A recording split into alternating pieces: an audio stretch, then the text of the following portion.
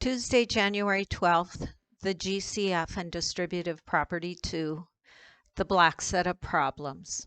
As we talked about in class today, sometimes it's very easy to determine the greatest common factor, and it really isn't that necessary to go through the process of the prime factorization over to the side using the branching technique.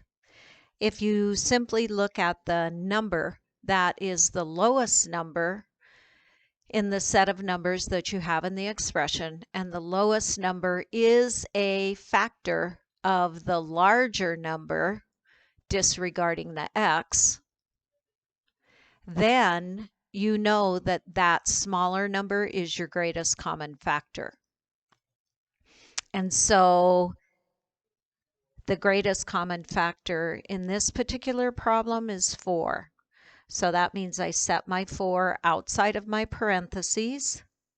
This is an addition problem.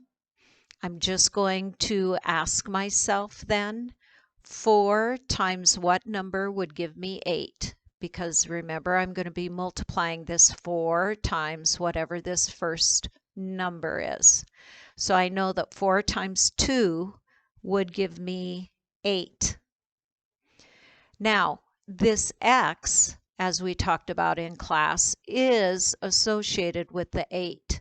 So I also have to bring the x along with the number that I put inside the parentheses. So you can see now if I were to multiply 4 times 2x, I would get 8x. So to determine what my next number is, notice that this number does not have an x after it. So I just ask myself, 4 times what number would give me 4? 4 times 1 would give me 4. So this number here is going to be a 1. And to check myself, I can simply think about using the distributive property as we first learned it. 4 times 2x is 8x, and 4 times 1 is 4. So my answer checks, and this is my correct answer. Number 2, 15r plus 40. So again, I can look at my numbers, this one being a coefficient, this one being a constant, and I can ask myself, is this number a factor of 40? 15 times something, will that give me 40? The answer is no. 15 times 2 is 30, 15 times 3 is 45.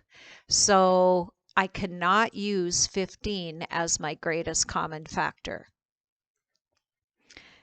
So in this case, you might want to come over and do the branching if you're unsure what would be the greatest common factor.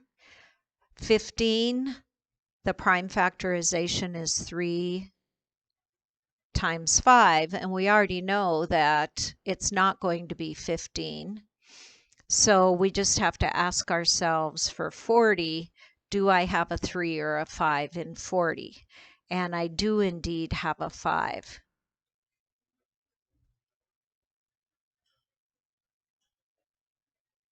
You can see that I don't have any of the other factors. I only have the 5. So the 5 is the greatest common factor between 15 and 40. So that comes outside of my parentheses. I bring my plus sign down because the operation that I'm using is addition. And now I have to ask myself, 5 times what would give me 15r? Well, 5 times 3r would give me 15r. So my first number within the parentheses is going to be 3r, and 5 times what would give me 40? That's 8. And then to check myself again, 15r, 40. Number 3, 16h plus 64. Again, here I can check my lower number and ask myself, is it a factor of 64? Well, I don't know my 16s very well, but I do know that 16 times 2 is 32.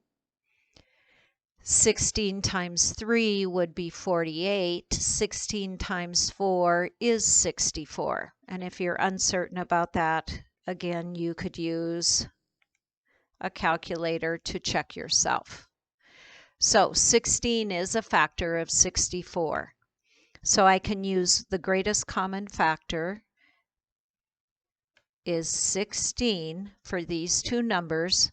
So I can write 16, set up my parentheses, plus, and then I can ask myself 16 times what would give me 16h? Well, it would be 1h. And as we discussed in class, most often in algebra, you're not going to see the 1 in front of the h. So 16 times h would give me 16h. And 16 times what number would give me 64? That's 4. Number 4, 27 plus 9d. I can look at my smaller number and I can ask myself, is that number a factor of this number? If the answer is yes, then this is my greatest common factor. So I'm going to set up my problem using my 9 as my greatest common factor outside the parentheses, and then I'm going to determine what my numbers within the parentheses are. 9 times what gives me 27? 3. 9 times what would give me 9d? That would simply be 1d or d. Number 5. 56v plus 28. I can look at my smaller number, 28, and ask myself, is it a factor of 56? If I don't know, I can use my calculator and I can say 28 times 2 is, oh, look at that, it's 56. Woohoo!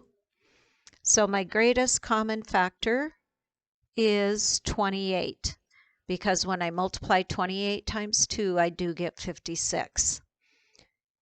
28 times parentheses plus sign, because I have a plus sign up here. So 28 times 2v would give me 56v.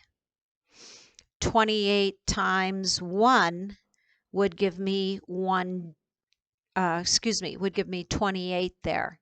I do have to write the 1 here because there's not a variable associated with that.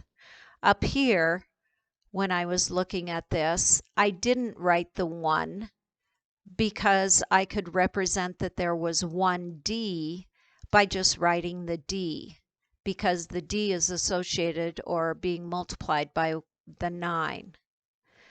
Here I don't have a variable after the 28, so I do have to write my 1 there. These are the first 5 problems for the black set of problems today. Another video will show the next 5 problems.